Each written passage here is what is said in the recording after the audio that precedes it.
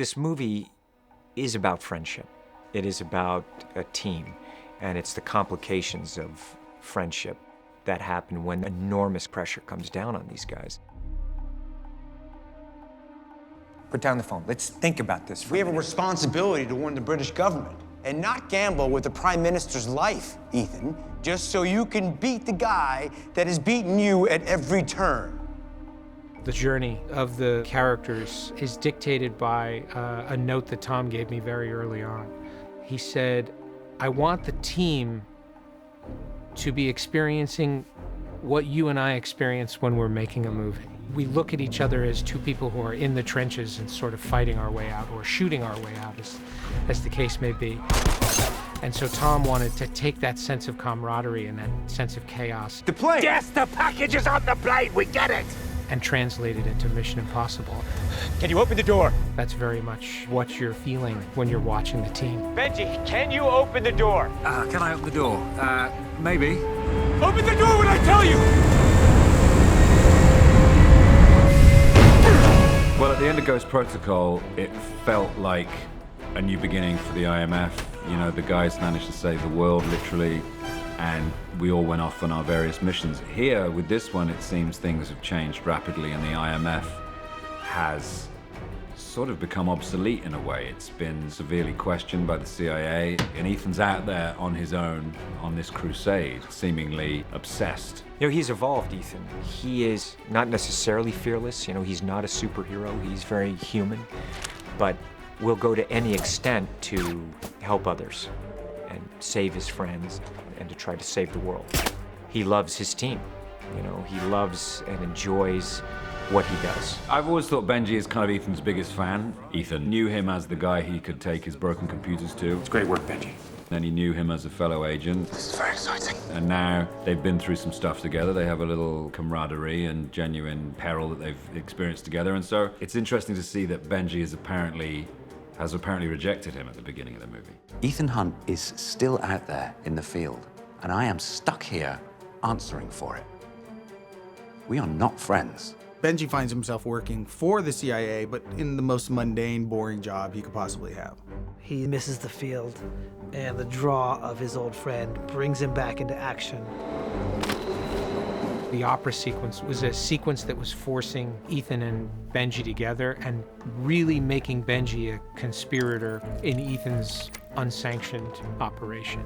Benji's been out in the field for a while now, so he's a little bit more mature, he's a little bit more experienced, but he's no less Benji. You know, Benji's always has this sort of wild, wide-eyed kind of appreciation of what he does and the world he moves around in. What the? She tried to shoot me! Doesn't make her a bad person. I'm playing Ilsa Faust. She's a undercover agent. I would say that she is sort of a feminine version of Ethan Hunt. He meets his match. We knew we wanted to bring a woman into the story who was not a member of the team, but was somehow more of a foil to Ethan than somebody who was subordinate to him. And I was less interested in a romantic relationship than I was in a relationship between two equals. We've never met before, right? Follow me. What I love about Ilsa is that she has a kick-ass, mean, badass side and a vulnerability that we are trying to sort of entwine. Her character is mysterious and delightful and powerful. Ethan very much believes in her. We've all talked about what kind of a fighting Ilsa Faust would do, and we've found this sort of robust, raw, animalistic, tough attitude, which is so cool because she just kicks ass like any other man you'd see. There's elegant kicks, but combined with some very, very raw, brutal action. I think that Rebecca Ferguson actually gets to play a role that's worthy of her. She's not being used as sort of eye candy or the damsel in distress or the prize. She's an incredibly strong character, and it's great to see in a world where often a spy genre action movie where men get most of the great moments. I think that she gets as many great moments as any man in the movie. Trust me or kill me. But if you're gonna kill me, be a man. Do it yourself. A decision I made very early on was to split the team in half and have it be Ethan and Benji on one track and Luther and Brant on another track chasing after them. Brant being the person who had to find Ethan in order to save his life. They're going to kill Ethan. They're going to kill Benji. We have to get to them first. Are you going to help me? And Luther being the only person with the technical knowledge to find Ethan. Find her, find Ethan. Tell me it's possible to pull facial recognition off a sketch. For mere mortals, no. For me, I could have done this at home. I liked the sort of odd couple nature of it. And what I especially liked is that Ving is the earliest team member from the franchise and that Jeremy is the latest. And the idea of pairing the two of them together and realizing that they've really only met on screen for the briefest of moments at the end of Ghost Protocol. This must be them. Luther Stickle, the firm of Carter, Dunn, and Brant. So I thought I would exploit that dynamic and play them as two characters who really don't know each other all that well and in fact don't trust each other. Ethan is my friend. And if I have 1 second of doubt whose side you're on, Ving just fits on Luther like a glove. You know, he's the elder statesman of the group. He's known Ethan the longest, and Ving's known Tom the longest. They bring a relationship and an intimacy and a warmth that completely transfers onto screen. Ving is amazing. I love him in this character.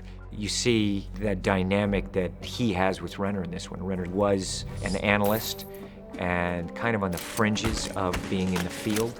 Jeremy is sort of this live wire counterpoint to the other characters, and it's fun to watch when they get together. It's a high-speed chase. You just had to get the 4x4, didn't you? hey, Cook, don't blame me. You chose You this just car. had to have it. Cook, you want me to drive? You want me to drive? I like that the guy I'm up against is tough. He can be charming and he can throw it off in a certain way, but he's also very tough guy. I'm not interested in playing games, Brad. And I'm not interested in seeing my friends get killed either. So if I'm going to betray them, we're going to do this on my terms and my terms only. Do you understand? My favorite films, and the films I gravitate to, are those with really strong characters where I'm really kind of emotionally invested. And that's obviously our approach every time we do a project. If we make our audience care about the characters, we are able to hopefully make a film that resonates beyond the action that's happening on screen. It's always been a character-based franchise. You care about Ethan Hunt. You care about the team around him. That kind of chemistry that McHugh and I wanted with those characters is very alive.